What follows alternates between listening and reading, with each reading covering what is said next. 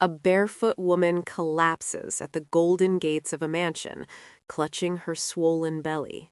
Inside, a man in a $10,000 suit sips champagne, watching her through the security camera, and turns away. The scorching Lagos sun beat down mercilessly as Amara pressed her trembling hand against the ornate iron gates of the Okonkwo estate. Her faded wrapper clung to her pregnant frame, drenched in sweat and desperation. "Please," she whispered, her voice barely audible. "My baby, I need help." Through the intercom, she could see him, Chike Okonkwo, the oil billionaire whose face graced every business magazine in West Africa. His fleet of luxury cars sparkled in the circular driveway. His mansion rose like a cathedral of excess, air-conditioned rooms visible through floor-to-ceiling windows. The security guard's voice crackled through the speaker. "Madam, move away from the gate. Oga said no beggars today." "I'm not begging." Amara's eyes filled with tears. "I worked in his factory for 3 years. The chemicals, they made me sick. I just need money for the hospital. My baby is coming early and—" The intercom went dead. Inside his study, Chike barely glanced at the monitor before returning to his whiskey. He'd heard 1,000 sob stories. Everyone wanted a piece of his fortune. Everyone had an excuse. If he helped them all, he'd have nothing left. "Sir, she's still at the gate," his guard reported through his earpiece. "Call the police if she doesn't leave in 5 minutes," Chike replied coldly. "I have a conference call with London." Outside, Amara's knees buckled. Pain shot through her abdomen, sharp, urgent, terrifying. She collapsed onto the hot pavement as passers-by hurried past, eyes averted. In Lagos, everyone had their own problems. As darkness claimed her vision, she saw the mansion gates towering above her like the doors of heaven, beautiful, golden, and forever closed. The billionaire's Rolls-Royce screeches to a halt outside a crumbling government hospital. Blood stains the entrance, and there, on the metal bench, sits the same woman he refused yesterday, holding a silent, unmoving bundle in her arms. Cheke had come to the hospital for a routine executive health check at the private wing, a world away from the chaos of the public wards. But his driver had taken a wrong turn, and now he found himself walking through hell itself. The corridor reeked of disinfectant and despair. Patients lay on benches, some on the floor. A child cried somewhere in the distance. Cheke quickened his pace, disgust twisting his features. This was exactly why he paid premium for private health care. Then he saw her. Amara sat motionless on a metal bench, her wrapper now stained with dried blood. In her arms lay a tiny bundle wrapped in a faded cloth. She wasn't crying. She wasn't moving. She simply stared ahead with hollow, empty eyes. Their gazes locked. Recognition flashed across her face, followed by something darker, something that made Cheke's blood run cold. Not anger, not hatred, just emptiness. "You," she whispered. Cheke's throat tightened.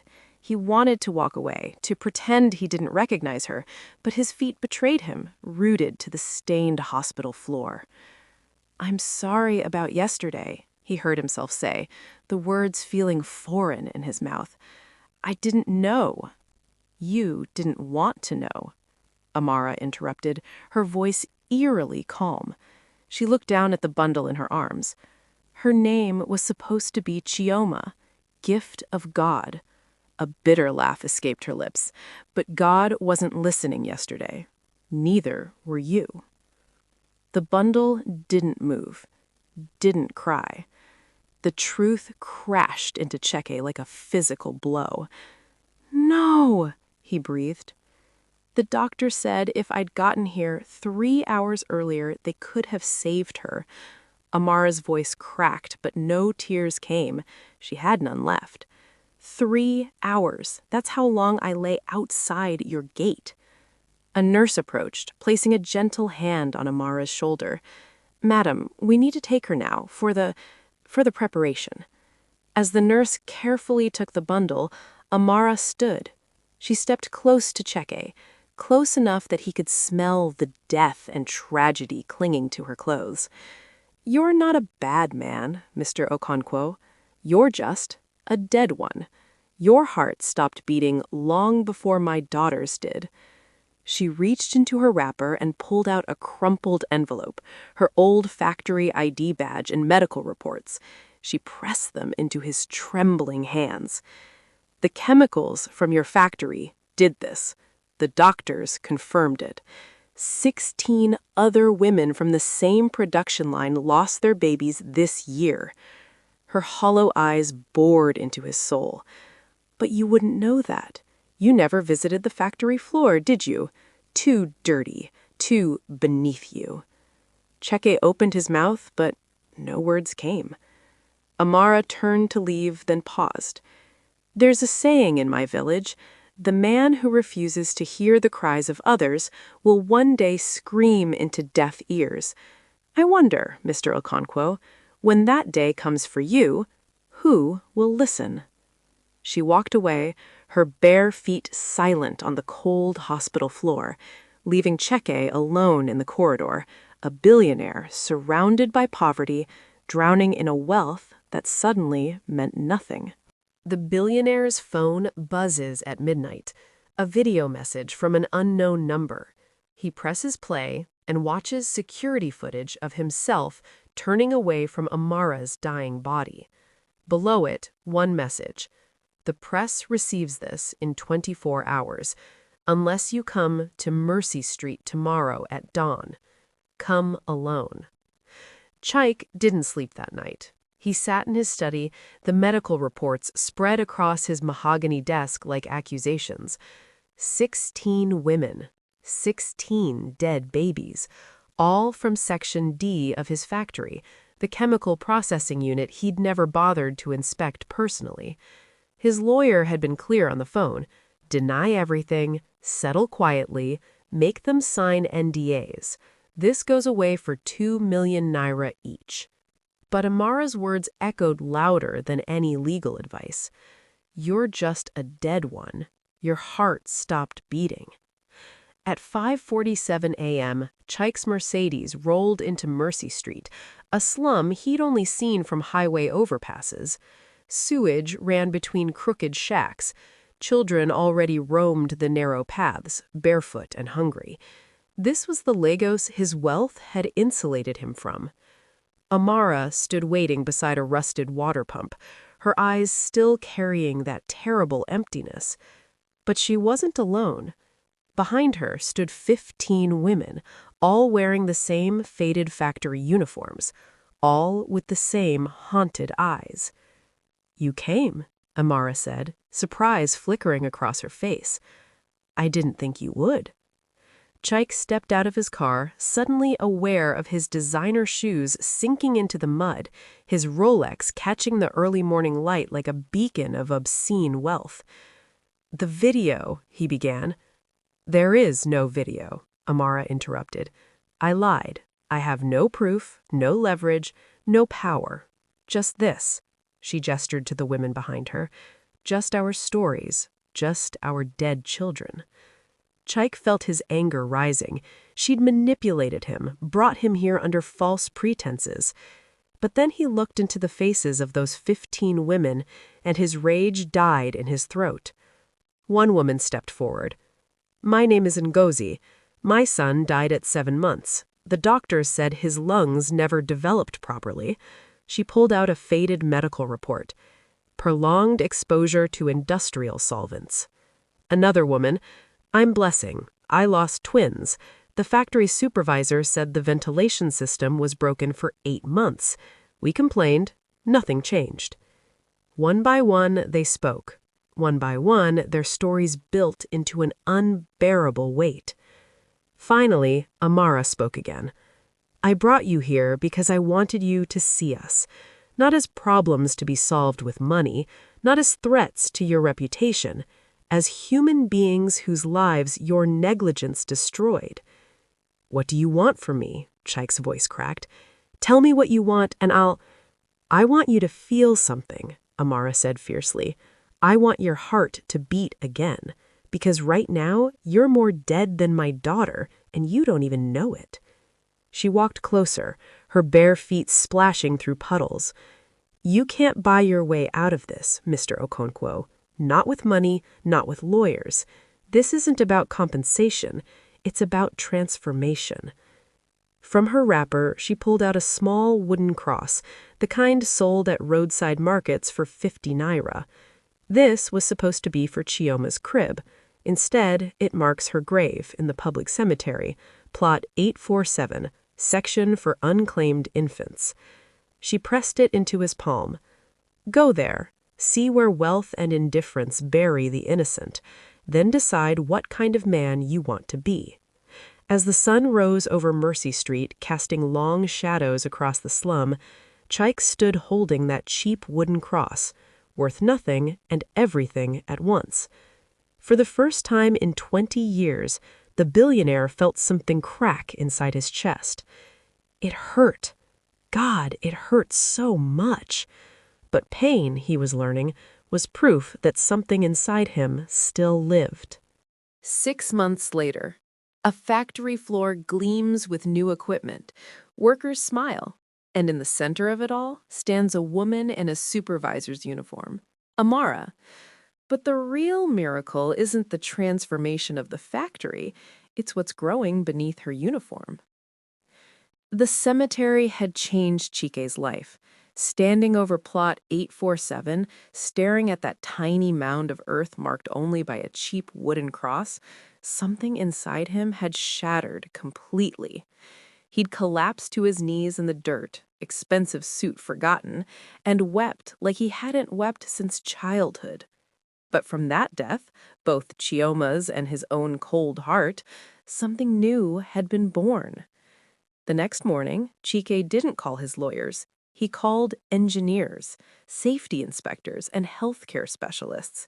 He shut down Section D entirely, despite losing millions in production. He commissioned a full audit of every factory he owned across Nigeria. The board called him crazy. His investors threatened to pull out. His ex-wife phoned from London, concerned he was having a breakdown. But Chike didn't care. For the first time in decades, he was truly alive. He found Amara in Mercy Street, still living in the same shack. "I can't bring back what I took from you," he told her, his voice steady, "but I can make sure it never happens again, and I need your help to do it." Amara had stared at him for a long moment. "Why should I trust you?" "Because I'm not asking for forgiveness. I'm asking for accountability. Work with me. Inspect the factories. Tell me what we're doing wrong. Be the voice I was too arrogant to listen to." That conversation led to this moment. 6 months later, Chike stood in the newly renovated factory, watching workers operate state-of-the-art equipment with proper ventilation, safety gear, and regular health screenings. The changes had cost him 40 million naira. His profit margins had dropped by 30%. He'd never been happier. "Mr. Okonkwo," a worker called out, "Madame Amara is here." Amara walked across the factory floor in her supervisor's uniform, clipboard in hand, but Chike noticed something else. The gentle swell beneath her uniform, the glow in her cheeks, the cautious hope in her eyes. His breath caught. "Amara, are you—" She nodded, one hand instinctively moving to her belly. 4 months. The doctors say everything looks perfect this time. The new safety protocols, the clean environment. Her voice trembled. "She has a chance, a real chance." "She?" Chike felt tears sting his eyes. "I'm still calling her Chiowa," Amara said softly. "Gift of God. Because sometimes God gives us second chances, not just for babies, but for people too." She pulled out an envelope from her clipboard. "This is the health report for all the women from Section D. Every single one is now cleared for safe work. 3 of them are pregnant, too, and all the pregnancies are healthy. Chike took the report with shaking hands. 16 women had lost their children because of his negligence. Now, life was growing again in the place where death had reigned. "There's something else," Amara continued. She gestured to the factory entrance where 15 women stood, the same women from Mercy Street. "They want to thank you, not for the money, though the compensation helped, but for listening, for changing, for proving that even a dead heart can beat again." One by one, the women approached.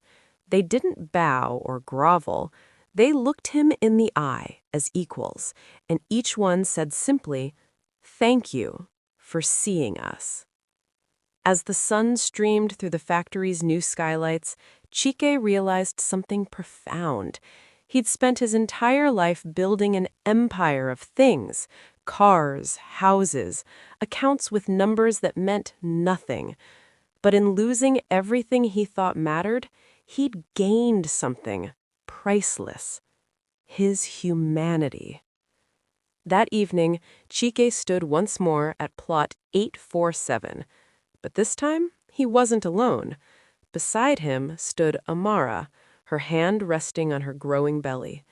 Behind them stood the 15 women and their families, a community born from tragedy.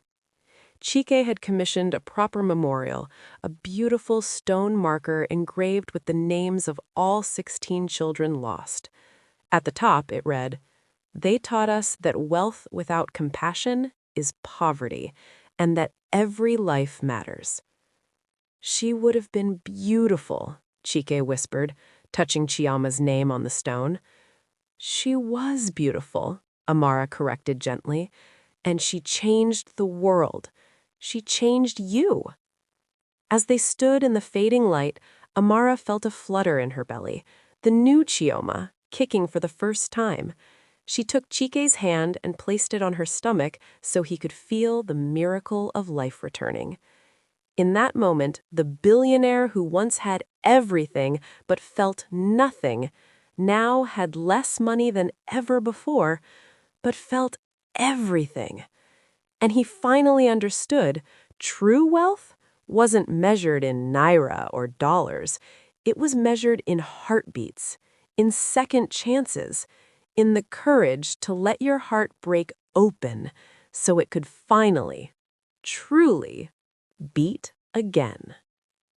If this story made your heart beat faster, if it reminded you that one person can make a difference, if you believe that even the coldest heart can learn to love again, then this message is for you. Smash that like button if you believe in second chances and the power of redemption. Drop a comment below and tell us, have you ever misjudged someone only to learn you were wrong? Or has someone's kindness changed your life? Share your story. Your words might inspire someone else today. And did you know we are bringing you more incredible African stories that will restore your faith in humanity? Stories of resilience, transformation, and the unbreakable human spirit.